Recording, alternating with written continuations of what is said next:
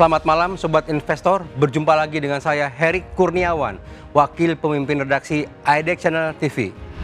Ya Sobat Investor, bagaimana kabar Anda hari ini? Bagaimana pula kabar koleksi portofolio Anda di tengah kembali berbalik arahnya indeks harga saham gabungan atau IHSG menuju zona hijau seiring datangnya angin segar dari Federal Reserve atau The Fed yang baru saja menahan suku bunga acuannya serta juga sinyal positif dari deretan emiten yang telah merilis laporan keuangan untuk periode semester 1 2026 lalu. Meski demikian, dengan posisi yang masih tertahan di level 6.100-an, sebagian pelaku pasar masih melihat IHSG dalam posisi riskan dan belum sepenuhnya terlepas dari peluang pelemahan. Karenanya dengan kondisi pasar yang demikian dan volume perdagangan yang juga masih relatif terbatas, strategi seperti apa yang bakal Anda jalankan guna memitigasi risiko sekaligus memaksimalkan cuan yang bisa didapat? Ya, untuk semakin melengkapi referensi Anda dalam menata strategi tersebut, izinkan kami dari tim redaksi IDEX Channel membawakan 5 berita terpopuler yang paling diminati sepanjang Rabu 29 Juli 2026 oleh para pembaca idexchannel.com, termasuk juga Anda, para pembaca setiap portal ekonomi bisnis dan pasar modal terpercaya IDEX Channel. Sobat Investor, berikut ini berita pertama.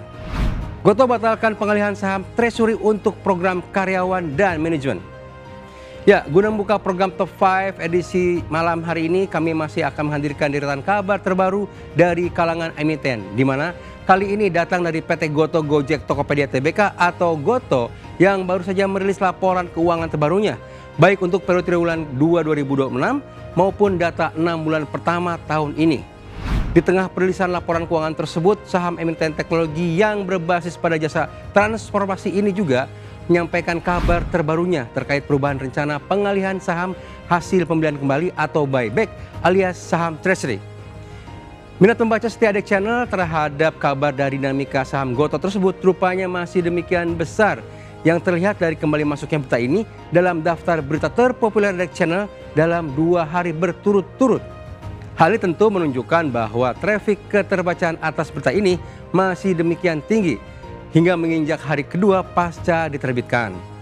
Sebagaimana diberitakan sebelumnya, di tengah rilis laporan keuangan, Gotoh mengumumkan perencananya dalam melakukan pengalihan saham treasury untuk program kepemilikan saham oleh karyawan, direksi, dan dewan komisaris, serta anak usaha perseroan alias Employee and Management Stock Option Program atau ESOP dan MESOP.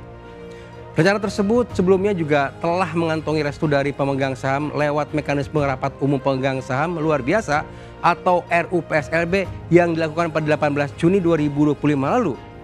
Namun dengan mempertimbangkan dan mengaji berbagai faktor seperti kondisi global dan nasional terkini, serta dinamika yang terjadi sejauh ini dan juga kepentingan perseroan dan tak ketinggalan manfaat yang optimal bagi seluruh pemegang saham perseroan, maka secara resmi pihak Gotoh membatalkan pelaksanaan ESOP dan MESOP serta mengubah rencana pengalihan saham hasil pembelian kembali dengan cara pengurangan modal perseroan. Dijelaskan juga bahwa saham treasury yang akan dihapus tersebut berasal dari hasil buyback saham periode 12 Juni 2024 hingga 11 Juni 2025, di mana selama periode tersebut perseroan telah melakukan buyback terhadap 32,18 miliar saham serian.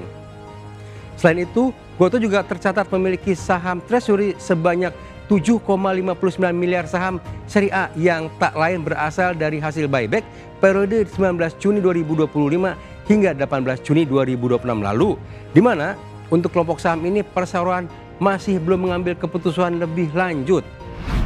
Masuk berita kedua, Gotoh cetak laba bersih 607,5 miliar rupiah pada semester 1 2026. Masih berkutat di seputar informasi terbaru dari PT Gotoh Gojek Tokopedia Tbk atau Gotoh yang baru saja mengumumkan keberhasilannya dalam meraup laba bersih sebesar 607,5 miliar rupiah di sepanjang semester 1 2026 lalu.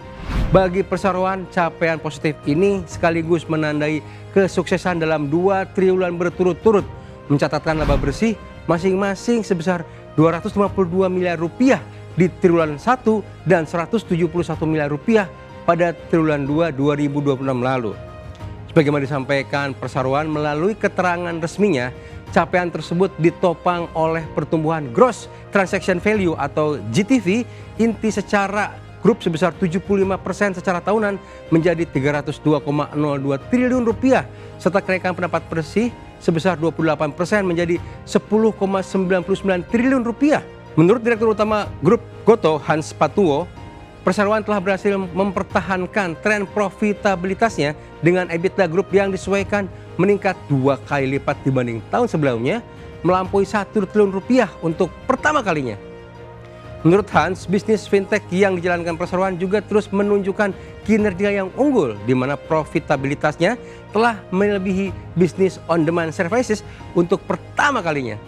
Hal ini dalam pandangan Hans menunjukkan kekuatan dan keseimbangan ekosistem perseroan dalam menghadapi tantangan industri yang demikian ketat. Berikutnya kita beranjak ke berita ketiga. Proyek LRT City Mangkrak, ADHI akui ADCP sedang hadapi tantangan likuiditas. Masuk pada berita selanjutnya masih terkait dinamika perkembangan informasi seputar emiten, di mana kali ini datang dari PT ADHI Karya Tbk atau ADI yang baru saja secara resmi menyiapkan permohonan maaf kepada para konsumen atas keterlambatan penyelesaian kewajiban serah terima unit proyek apartemen LRT City oleh salah satu anak usahanya, yaitu PT ADI Komuter Property Tbk atau ADCP. Menurut pernyataan resmi dari manajemen ADHI, keterlambatan tersebut dapat terjadi lantaran kondisi ADCP yang diakui sedang menghadapi tantangan likuiditas yang mau tak mau tentu berdampak langsung terhadap kelangsungan pengerjaan dan penyelesaian proyek yang sedang digarap. Menurut penjelasannya, Corporate Secretary ADHI Rozi Sparta, pipeline bisnis yang berbasis pengembangan kawasan berbasis Transit Oriented Development atau TOD mengharuskan korporasi untuk menyediakan kawasan lahan di sekitar area stasiun transportasi umum, yaitu komuter lain, LRT dan BRT, termasuk menyediakan fasilitas infrastruktur pendukung. Sementara pada saat yang sama, pengembangan hunian dilakukan secara bertahap sesuai dengan rencana pengembangan yang dilakukan. Berikutnya kita akan masuk pada berita keempat. The Fed tahan suku bunga kelima kalinya. Simak dampaknya bagi pasar Indonesia. Kabar berikutnya setelah banyak membahas terkait perkembangan emiten, kali ini kita akan beranjak pada kabar dari sentimen global, di mana informasi terbaru datang dari Bank Sentral Amerika Serikat atau Federal Reserve alias The Fed. Dalam keputusan terbarunya, The Fed memutuskan untuk kembali mempertahankan suku bunga acuannya atau The Fed Rate di kisaran 3,5 hingga 3,75%. Keputusan tersebut ditetapkan lewat rapat Federal Open Market Committee atau FOMC yang digelar pada Rabu 29 Juli 2026 waktu setempat. Yang menarik, meski keputusan sesuai dengan ekspektasi pasar, kekhawatiran terhadap lonjakan inflasi akibat perang AS melawan Iran serta munculnya perbedaan pandangan di internal The Fed membuat sentimen pasar global tetap rapuh. Keputusan menahan suku bunga tersebut diambil The Fed melalui voting 9/3 yang menandai 5 pertemuan berturut-turut The Fed yang berakhir dengan keputusan menahan suku bunga acuan di level yang sama. Dalam hal ini, 3 pejabat The Fed, yaitu Presiden The Fed Dallas Lori Legan, Presiden Fed Cleveland Beth Hammack, dan Presiden Fed Minneapolis Neil Kaskari memilih berbeda atau dissent dengan mendorong kenaikan suku bunga sebesar 25 basis poin. Dan masuk pada berita kelima, OJK sebut tekanan jual mulai reda, net buy asing sekitar 450 miliar rupiah di tengah Juli. Terakhir, guna menutup program Top 5 di malam hari ini, kami akan mengetengahkan kabar dari Otoritas Jasa Keuangan atau OJK yang mengakui adanya tekanan terhadap pasar modal Indonesia seiring tingginya aksi jual investor asing sejak 2026 awal lalu. Bahkan kuota tekanan tersebut hingga mencatatkan keluarnya dana asing dari pasar modal Indonesia hingga 74 triliun rupiah terhitung hingga 2 Juli 2026 lalu. Namun demikian, OJK mengklaim bahwa seiring berjalannya waktu, tekanan tersebut sudah mulai mereda, di mana hingga pertengahan Juli 2026, investor asing telah mulai mencatatkan net buy alias aliran dana yang masuk ke Indonesia lebih besar dibanding dengan dana asing yang keluar Indonesia.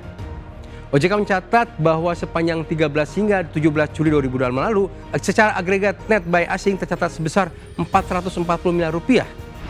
Ya, demikian Top 5 Edik Channel edisi kali ini. Saya Heri Kurniawan, pamit undur diri. Semoga segala berita dan informasi yang telah kami sampaikan dapat menjadi gambaran serta tambahan pertimbangan yang bermanfaat dan cukup membantu bagi Anda para sobat investor sekalian dalam menata strategi serta menetapkan berbagai keputusan investasi di bursa saham domestik. Dalam hal ini kami juga senantiasa dan tak henti-hentinya mengingatkan bahwa segala keputusan berinvestasi, baik itu pembelian maupun penjualan saham, sepenuhnya berada di tangan Anda Sobat Investor. Yang bisa saya sampaikan adalah selalu bijaklah dalam berinvestasi. Pantau terus berita ekonomi, bisnis, dan pasar modal hanya di ADEK Channel TV, ADEK Channel 0, dan media sosial ADEK Channel. Sampai jumpa, jangan lupa untuk selalu bahagia.